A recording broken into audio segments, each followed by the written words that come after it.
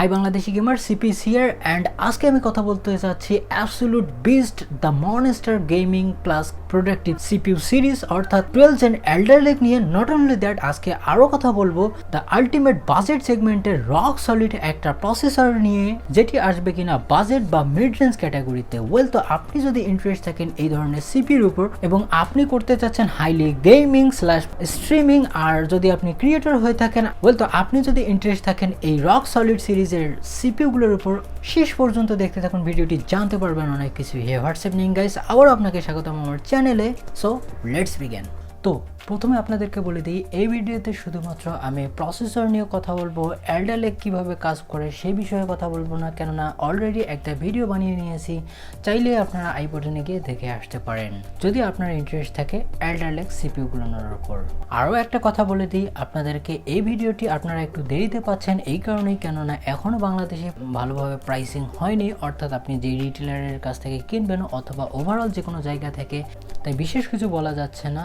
আর এই কারণেই কিন্তু প্রাইসিংয়ের জন্যই আমি ওয়েট করে আছি, না হলে আগেই পাবলিশ হয়ে যেত। তো এই যে সিপিইউগুলো আমাদের সামনে চলে এসেছে, এগুলো বলবো যা পারফরমেন্স করছে, আবারও তারা গেমিং স্ল্যাশ প্রোডাক্টিভিটির মুকুট ছিনিয়ে নিয়েছে AMDর কাছ থেকে। Are the monster Ryzen 9 5950X এর মতো সিপিইউকে প্রোডাক্টিভ বেঞ্চমার্কে অথবা গেমিং বেঞ্চমার্কে ক্র্যাশ করে দিয়েছে অনেক জায়গায়, আবার সিমিলার গেম খেলেছে, তাই একটু কমপ্লিকেটেড। আর সবচেয়ে যে বাজি মেরেছে যেই সিপিইউটি, সেটি হচ্ছে সবার প্রিয় Core i5-12600K, আর এটি one of the most popular and জাতির ক্রাশ প্রসেসর হতে চলেছে in the whole line up of মার্কেটে।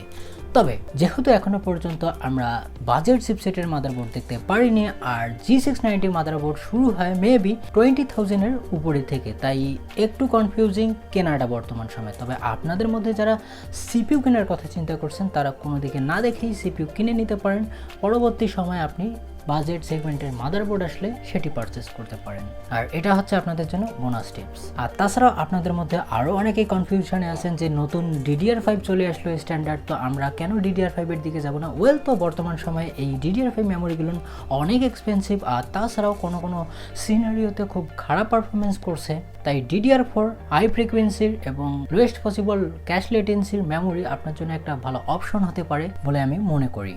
অলরাইট, তো প্রাইসিং অলরেডি চলে এসেছে আমাদের কাছে, আর প্রতিটা সিপিইউর প্রাইস আপনাদেরকে জানাচ্ছি। যদি আমি প্রথমে কথা বলি, Core i9-12900K, সেটির দাম ধরা হয়েছে 63,000 টাকা, এবং যেটি এফ ভেরিয়েন্ট হবে সেটি হয়তো বা 58 থেকে 60,000 টাকার মধ্যেই থাকবে। তারপরে যদি আমি কথা বলি, Core i7-12700K দাম রাখা হয়েছে 44,500 টাকা, তবে 500-1,000 টাকা ভেরি করতে পারে। আর এর যে এফ ভেরিয়েন্টটি থাকবে সেটি 42K এর কাছাকাছি থাকবে। আর যেটি ইন্টারেস্টিং সিপিইউ, যেটি নিয়ে বেশিরভাগ কথা বলবো, সেটি হচ্ছে Core i5-12600K এবং এফ নিয়ে, তো তার দাম ধরা হয়েছে 30,500, এবং যেটি এফ ভেরিয়েন্ট সেটি হয়তো বা 2,000 টাকা আরও কম হতে পারে। তবে প্রাইসিং নিয়ে আমার এখানে বেশি কিছু কমপ্লেন নেই, কেননা আউট অফ দ্য বক্স যে সিপিইউগুলো পারফরমেন্স করবে, এগুলো তাদের কম্পিটিটর এবং তাদের প্রিভিয়াস জেনারেশনের চেয়ে অনেক বেশি করবে, আর এটি হওয়ারও ছিল। তবে প্রাইস কিছুটা কমলে আরও ভালো কিছু এক্সপেক্ট করা যাবে এই সকল লাইন আপের সিপিইউগুলো থেকে। তো এখন আসি পারফরমেন্সে। তার আগে বলে নিই, এই যে KF অর্থাৎ একটাতে ইন্টিগ্রেটেড UHD 770 গ্রাফিক্স থাকবে, অপরটিতে থাকবে না। তো যেহেতু সময় চলছে সিলিকন শর্টেজেস বা গ্রাফিক্স কার্ড শর্টেজের, তো আপনারা চিন্তা করতেছেন যে আমি যদি পিসি বিল্ড করি, গ্রাফিক্স কার্ডের প্রাইসিং দেখে আমার মনে হয় না যে সামনে আরও কমতে পারে, তাই কাজ চালানোর মতো গেমিং করতে পারবো কি এই UHD 770-তে?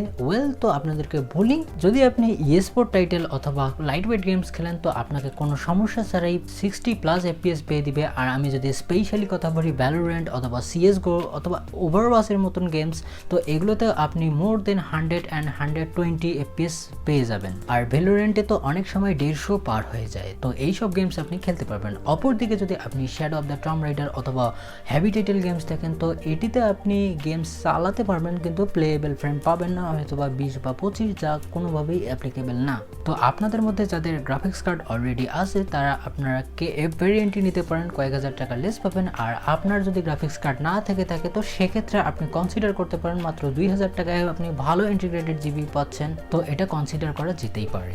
সো মেইনলি যেহেতু কথা চলছে Core i5 বাজেট বা মিড রেঞ্জ সেগমেন্টে, তো সেরকমই আপনাদেরকে বেঞ্চমার্ক এবং কিছু সিনথেটিক চিত্র আপনাদের সামনে তুলে ধরবো, কেননা এটি খুব ইম্পর্ট্যান্ট এবং উপরের ধাপের এবং নিচের ধাপের সব সিপিইউ কিন্তু এখানে কম বেশি অ্যাভেলেবেল থাকবে।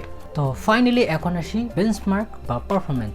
তো তার আগে বলা লাগবে আমি সবগুলোই ক্রস চেকিং করেছি উইন্ডোজ 10 এবং উইন্ডোজ 11-এ। আর আপনারা জানেন ইন্টেলের 12 জেন উইন্ডোজ 11-কে কতখানি অপটিমাইজ হতে চলেছে, বিশেষ করে যদি আমি কথা বলি বিগ ডট লিটল অর্থাৎ হাইব্রিড কোর আর্কিটেকচারের, সেখানে অনেক ফায়দা উঠাবে। তবে এখানে যে রাইজেন সিপিইউ গুলো নেওয়া হয়েছে 10 এবং 11-এ, সেগুলো তো কোনো সমস্যা ছাড়াই নেওয়া হয়েছে। অলরেডি যে সমস্যাটা ছিল রাইজেনের উইন্ডোজ 11-এ, সেটি কিন্তু ফিক্স হয়ে গেছে অলরেডি।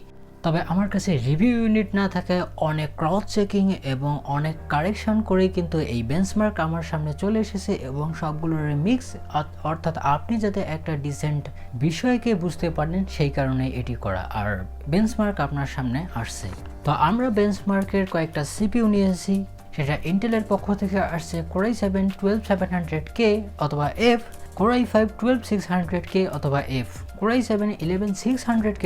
AMDর কাছ থেকে থাকছে দুটি সিপিইউ, একটি Ryzen 7 5800X এবং Ryzen 5 5600X। আর এই সিপিইউ কে বলা যায় সবগুলো প্রায় লেটেস্ট আর্কিটেকচার এবং জেনারেশনের উপর। তো প্রথমত যদি আমরা Cinebench R23 এর দিকে দেখি, তো এটি অনেক ভালো পারফরমেন্স করেছে অ্যাজ কম্পেয়ার টু আগের জেনারেশন অ্যান্ড কম্পিটিটর, কেননা এখানে তারা লিপ নিয়েছে সর্বোচ্চ Core i7-এ 22785, Core i5-এ 15376, যা রাইজেনের আরেকটি monster gaming CPU Ryzen 7 5800X এর চেয়েও মাঝ মোর বেটার পারফরমেন্স করেছে, কেননা তাদের স্কোর এখানে 15316। আর 5 ক্লাসের যদি কম্পিটিটরের কথা বলি, তো Ryzen 5 5600X যে সিপিইউটি আছে সেটি করতে পেরেছে শুধুমাত্র 10630, যা অনেক বড় মার্জিন।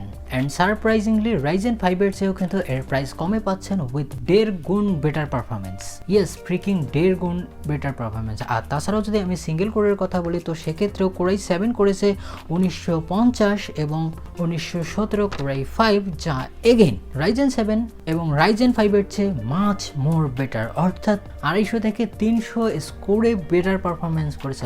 আপনাদের মনে প্রশ্ন আসতে পারে সিনথেটিক বেঞ্চমার্ক তো বেঞ্চমার্ক, রিয়েল ওয়ার্ল্ডে তো এরকমটা অনেক সময় হয় না। তো বলি আপনাদেরকে, এটি কিন্তু অনেক ইফেক্ট তৈরি করে আপনার পারফরমেন্সের উপর, কেননা পরের বেঞ্চমার্কেও আমি রিয়েল ওয়ার্ল্ড বেঞ্চমার্কেও বলবো। তাছাড়াও যদি আমি কথা বলি 7জিপের, তো কম্প্রেশনের দিকে বেটার পারফরমেন্স করেছে, আবার রাইজেন অপর দিকে অতটাও ভালো পারফরমেন্স করতে পারেনি, আপনারা বেঞ্চমার্কে দেখতেই পারছেন। তাছাড়াও যদি আমি কথা বলি ডিক কম্প্রেশনের, সেখানেও তারা মোটামুটি নতুন সিপিইউতে স্কোর করতে পারলেও পুরাতন সিপিইউগুলোর অবস্থা অনেক খারাপ দেখা যাচ্ছে। আর তাছাড়াও যদি আমি কথা বলি করোনা বেঞ্চ 1.3, তো সেখানে বাজিমাত করে দিয়েছে, যার সিগনিফিক্যান্ট স্কোর যদি আমি কম্পিটিটরকেও ধরে বলি, অর্থাৎ টিল এখানে Ryzen 7 5800X এর চেয়ে Core i5 এখানে ভালো পারফরমেন্স করছে। আর পাশাপাশি আপনারা Core i7 11600 এর স্কোরও দেখতে পারছেন। তো সেই বিষয়টি নিয়ে বেশি কথা বলবো না। তো এখন আসি রিয়েল ওয়ার্ল্ড পারফরমেন্সে। তো সেখানেও যদি আমরা বেঞ্চমার্ক করে দেখি, তো আমাদের সবার নিত্য প্রয়োজনীয় একটা জিনিস ভিডিও এডিটর, আর সেটি যদি প্রিমিয়ার প্রো না হয়ে থাকে তাহলে তো কোনো কথাই নেই। তো এখানে ফ্রিকিং ভালো পারফরমেন্স করতে পেরেছে। আর একটা বিষয় আপনাদেরকে বলে রাখি, এই টেস্টের যে গ্রাফিক্স কার্ড এটি নেওয়া হয়েছে RX 6900 XT, যা অনেক সময় অ্যাক্সেলারেটর হিসেবেও কাজ করবে।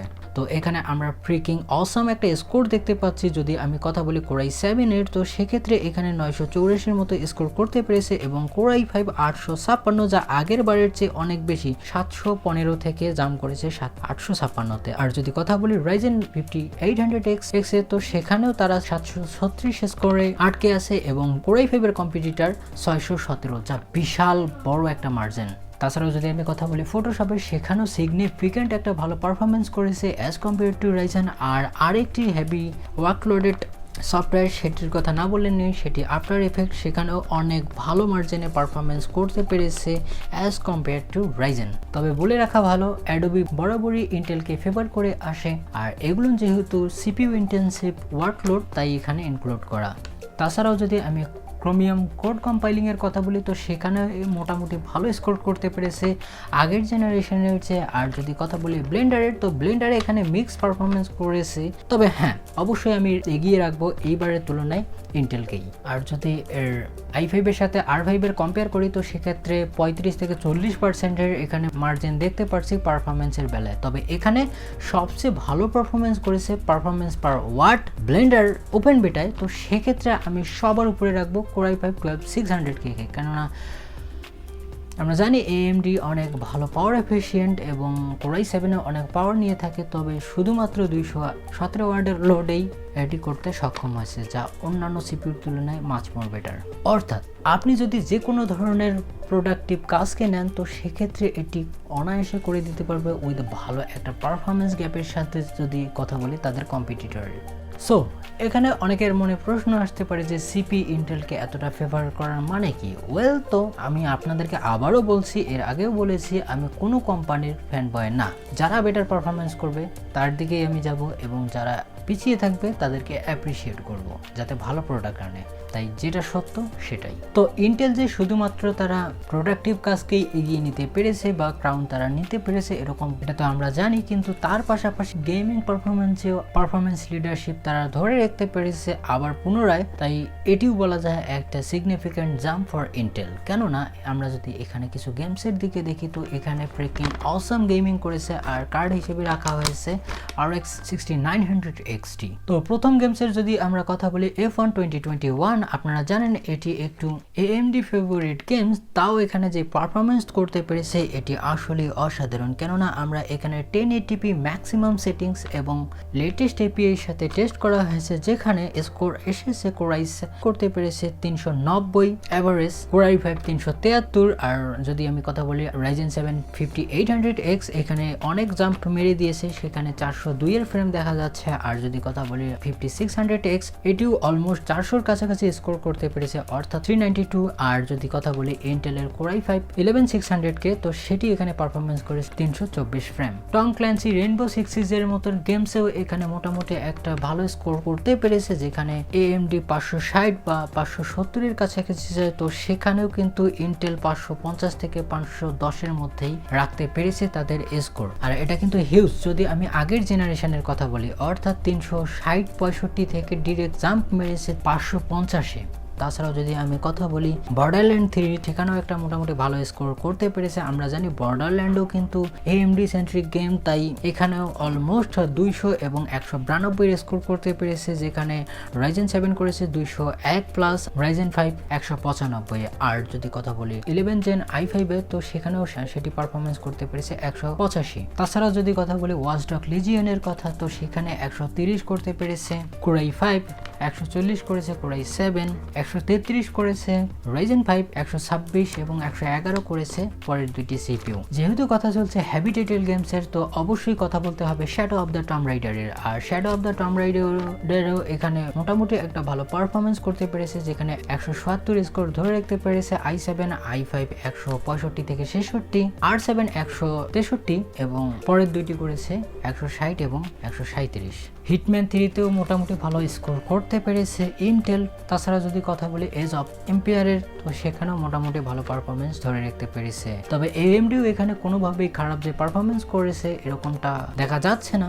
এগেইন যদি আমি কথা বলি Horizon Zero Dawn, তো সেখানেও মোটামুটি ভালো স্কোর করতে পেরেছে। তবে এখানে কিন্তু লিপ মেরেছে AMD। এগেইন তারা অলরেডি অপটিমাইজ। আর তাছাড়াও যদি হ্যাভি টাইটেলের গেমসের কথা বলি, তো হ্যাভি টাইটেলে আসবে অবশ্যই Cyberpunk 2077।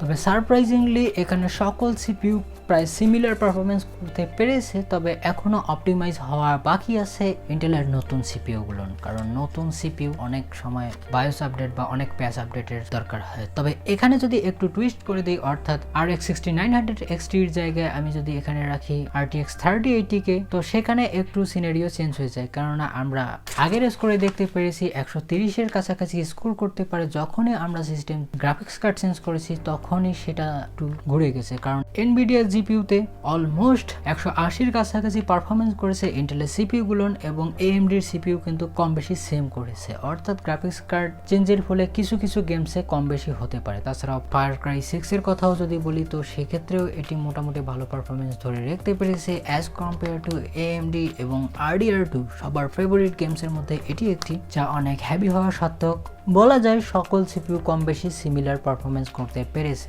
অর্থাৎ 160 থেকে 77-এর কাছাকাছি। সো সিনথেটিক এবং গেমিং বেঞ্চমার্ক দেখার পর একটা জিনিস তো ক্লিয়ার যে ইন্টেল এবার যা পারফরমেন্স করছে শুধুমাত্র যে তাদের টপ এন্ড সেগমেন্টে অথবা হাই এন্ডে তাও কিন্তু না, একবারে বাজেট বা মিড রেঞ্জ সেগমেন্টে অর্থাৎ 5 ক্লাস কোরাই 5 সিপিইউতে অলমোস্ট সকল জায়গায় বিট করে দিয়েছে Ryzen 750 800X এর মতো একটা গেমিং মনস্টার সিপিইউকে। অর্থাৎ আর কোরাই 5 এর যদি মেইন কম্পিটিটরের কথা বলি Ryzen 5 5600X, তো সেখানে ম্যাসিভ 45 to 50% ভালো পারফরমেন্স করছে ইন্টেল। আপনি একটা জিনিস চিন্তা করুন, Ryzen 5 এই কোরাই 5 এর চেয়ে দাম একটু হলেও বেশি, আর যদি আমি কথা বলি Ryzen 750 800X এর তার প্রাইস কম বেশি 39,000 টাকার কাছাকাছি। তো আপনি চিন্তা করুন সকল গেমসে এবং প্রোডাক্টিভ কাজেই কিন্তু অনেকভাবেই বিট করে দিচ্ছে রাইজেনকে। আর ক্লিয়ারলি তারা কত বড় উইনার হতে পারে যদি আমি প্রাইসিং এর কথা বলি অথবা পারফরমেন্সের কথা, এখানে কনক্লুশন দেওয়ার কোনো কিছুই আমি দেখছি না। আপনি যদি একটা ডিসেন্ট প্রাইসে ভালো মানের গেমিং / প্রোডাক্টিভিটি প্রসেসর পেয়ে থাকেন তো আপনি কেন ওই দিকে যাবেন? তো এখানে আর একটা কথা বলে নিই, আপনাদেরকে প্রথমেই বলেছি যে বর্তমান সময়ে G690 মাদারবোর্ড ছাড়া বাজেট সেগমেন্টস বা মিড রেঞ্জ ক্যাটাগরির মাদারবোর্ড অ্যাভেলেবেল না। তবে আপনারা যারা সিপিইউ কিনতে ইচ্ছুক বর্তমান সময়ে আপনারা কিনে নিন, DDR4এও কোনো সমস্যা হবে না, DDR4 এ অনেক ভালো পারফরমেন্স পেয়ে যাবেন। আর বাকিটা নেক্সট টাইম যদি কোনো মাদারবোর্ড চলে আসে তখন পারচেস করে নিতে পারেন, কেননা এই সিপিইউ যতটা ভালো পারফরমেন্স করছে এর হাইক দিন দিন বেড়ে যাবে, হয় অ্যাভেলেবিলিটি কমে যাবে অথবা এর প্রাইস ইনক্রিজ হয়ে যেতে পারে। বর্তমান সময়েও যে এটা প্রাইস চলছে এটি আমি মনে করব ওকে। তবে এই ইন্টেল সিপিইউগুলোর কোনো খারাপ দিক এখনো পর্যন্ত তুলে ধরা হয়নি, তো বলছি এটির খারাপ দিক হচ্ছে এর power consumption it's extremely high. আর এর চেয়ে বেশি কিছু বলতে চাই না। তবে কোরাই 5 ডিসেন্ট মার্জিনে আছে, তবে আদার যে সিপিইউগুলো এগুলো আসলেই অনেক হাই। তবে 12 জেন Alder Lake কিভাবে কাজ করে বা Alder Lake সম্পর্কে ডিটেল জানতে চাইলে আবারও বলছি আই বাটনে লিঙ্ক দেওয়া আছে, সেখান থেকে আপনারা ভিডিওটি দেখে নিতে পারেন, সেখানে সকল কিছু এক্সপ্লেন করা আছে। আর কোরাই 5কে মানুষ এতটা প্রাধান্য দিচ্ছে কেন জানেন? এটি একটা মিড রেঞ্জ বা বাজেট ক্যাটাগরির সিপিইউ হয়ে একবারে হাই এন্ড বা ফ্ল্যাগশিপ লেভেলের পারফরমেন্স প্রোভাইড করছে ফর দ্য ফার্স্ট টাইম। সবশেষে একটা কথাই বলতে চাই, সবকিছু আপনার হাতে, আপনাকে সবকিছু খুলে দেওয়া হয়েছে, আপনি চয়েস করবেন যে আপনি কোন দিকে যাবেন। আর শেষ কথা, ইন্টেল ইজ ব্যাক এবং তারা আবারও তাদের ক্রাউন ছিনিয়ে নিতে সক্ষম হয়েছে। তবে এর জবাব AMDর কাছেও আছে, কেননা Gen 4-এ তারাও এরকম কিছু করতে চলেছে। যদিও আমরা জানি Gen 3D-তে একটু চেঞ্জেস আসবে, 12 থেকে 15% পারফরমেন্স জাম্প করবে, তবে তারাও Gen 4-এ অনেক কিছুই অফার করবে। সিনথেটিক ওয়ার্কলোডে ম্যাসিভ 40 থেকে 45%-এর পারফরমেন্স জাম্প, এটিকে আপনারা কিভাবে দেখছেন অবশ্যই কমেন্টে লিখতে পারেন। আর আপনার কোন সিপিইউটি প্রিয় বা পছন্দের আপনি কিনতে চান অবশ্যই কমেন্ট সেকশনে সেটি জানিয়ে দিতে পারেন। তো আজকের মতো এ পর্যন্তই, ভালো থাকবেন, সুস্থ থাকবেন, দেখা হবে নেক্সট ভিডিওতে, ততক্ষণ পর্যন্ত বাই বাই।